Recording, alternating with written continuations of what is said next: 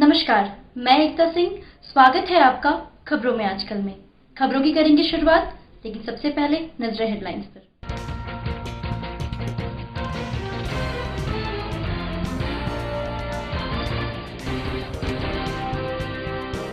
जहानाबाद के डीएम और एसपी ने शहर के लोगों को मास्क पहनने के लिए किया जागरूक। मास्क नहीं पहनने वालों पर सख्त कार्रवाई करने का दिया निर्देश।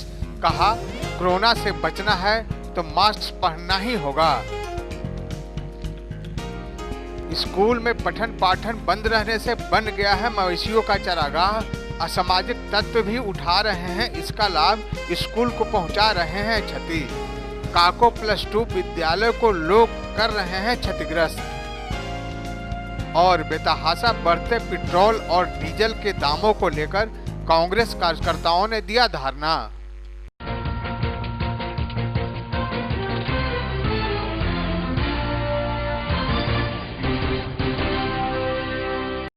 अब खबरें विस्तार से। केंद्र सरकार के निर्देश पर जहानाबाद में भी मास्क न पहनने वालों के खिलाफ डीएम और एसपी ने विशेष अभियान चलाया। स्वयं डीएम नवीन कुमार और एसपी मनीष ने NH-83 और दुकानदारों में घूम कर दुकान और ग्राहकों से मास्क पहनने के लिए जागरूक करते दिखे। सरकार के निर्देशों का उल्लंघन कर गाड़ियों में बिना मास्क के गलत तरीके से बैठने पर गाड़ी जब्त कर जुर्माना भी लगाया गया। वहीं बिना मास्क के बाइक चला रहे लोगों से भी जुर्माना वसूला गया।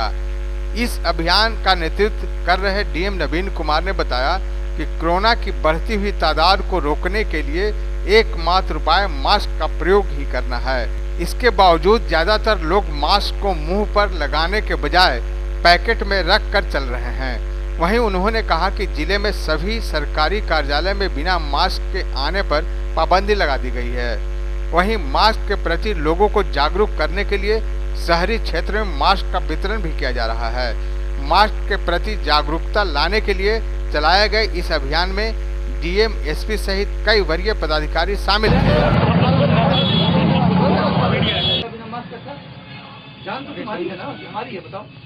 इसके बाद मास्क और सोशल डिस्टेंसिंग जो है, यही दो हमारा हथियार है जिससे हम लोग कोरोना से बच सकते हैं।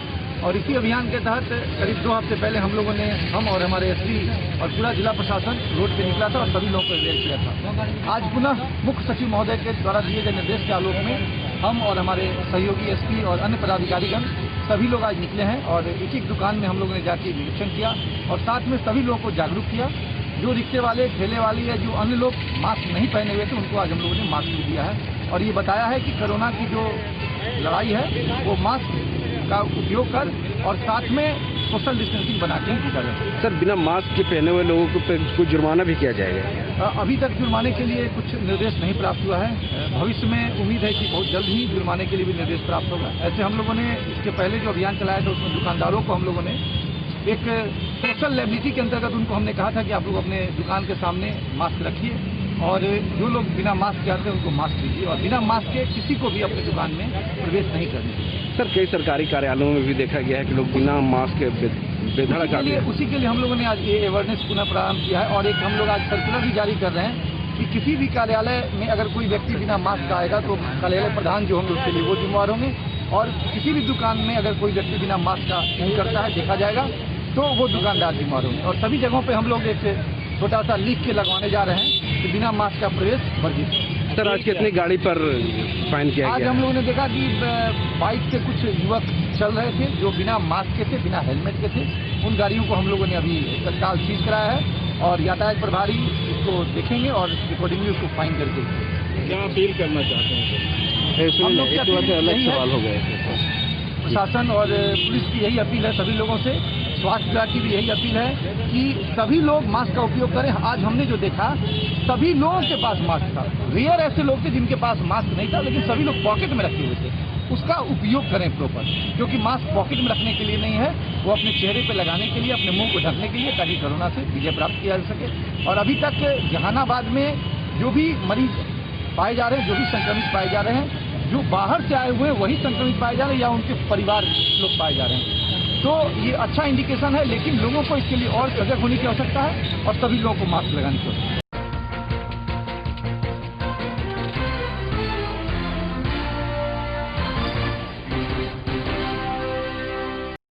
जहानाबाद जिले में कई उच्च विद्यालय में चारदीवारी नहीं होने से स्कूल बंद रहने के बाद मवेशियों और असामाजिक तत्वों की शरणस्थली बन गया है। यह है काको का +2 हाई स्कूल। शाम होते ही इस स्कूल में स्थानीय लोगों द्वारा मवेशी बांध दिया जाता है और जगह जगह मवेशियों का चारा फैला दिया जा रहा है। स्कूल के हेडमास्टर ने बताया कि पास में खेल के मैदान होने की वजह से शरारती बच्चे द्वारा कई जगह से बाउंड्री वाल तोड़ भी दिया गया है। वहीं स्कूल परिसर में बने कई टॉयलेट और कमरे की खिड़की भी तोड़ दी गई है। हेडमास्टर ने बताया कि स्कूल में बाउंड्री निर्माण को लेकर कई बार अधिकारियों से गुहार लगाई गई है, परंतु अब तक सिर्फ आश्वासन के अलावा और कुछ नहीं मिला है।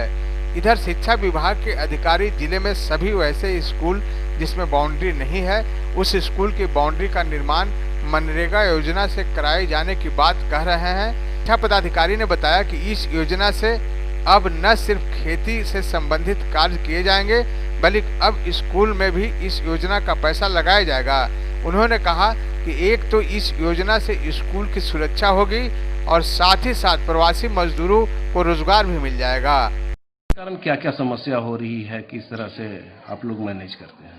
जब तक हम लोग 4 बजे तक रहते हैं उस समय तक समस्या ज़्यादा नहीं रहता है, लेकिन जब हम लोग चले जाते हैं उसके बाद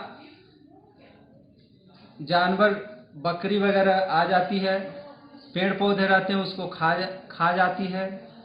उसके साथ साथ कुछ बगल में खेल का मैदान है जिसके कारण बच्चे आते हैं, बरामदा में ढेला मारते हैं, टॉयलेट बाथरूम तोड़ देते हैं। ऐसी स्थिति में विद्यालय असुरक्षित है।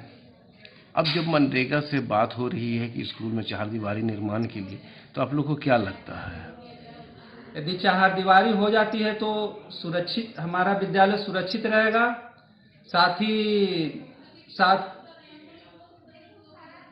पढ़ाई लिखाई का माहौल बना रहेगा। उसके साथ ही पेड़ पौधे जो हम लगाएंगे वो भी सुरक्षित रहेगा। स्मार्ट क्लास है, उसके अलावा कंप्यूटर रूम है, इसकी भी सुरक्षा को लेकर के चिंता बनी रहती होगी। हमेशा चिंता बना रहता है, इसलिए चारदीवारी तो की आवश्यकता है। कब से टूटी हुई है सर ये चारदीवारी? चारदीवारी 2011 से ही टूटी हुई है। ठीक है।